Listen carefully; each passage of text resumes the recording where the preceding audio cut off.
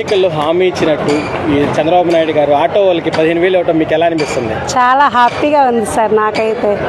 ఎందుకంటే ఆదుకున్నట్టు అయిపోయింది. కరెక్ట్ టైంలో మాకు ఈ పథకం రావటం నాకైతే చాలా హ్యాపీగా ఉంది. మా ఫ్యామిలీ కూడా చాలా సంతోషంగా ఉన్నారు. అంటే బడ్డను తగ్గింది, బాబు మనకి టైంకి దేవుళ్ళగా ఆదుకున్నారు అని చెప్పేసి అని మేమైతే చాలా హ్యాపీగా ఉన్నాము. అనుకున్న టైంకి చెప్పిన టైంకి ఇచ్చేస్తారు. గవర్నమెంట్ వచ్చిన తర్వాత పథకాలు అందినాయమ్మా మీకు? అందినాయి సార్. ఏమేమి వచ్చినాయి? గ్యాస్, ఇంట్లో గ్యాస్ బండ్లు 2 బండ్లు వచ్చినాయి.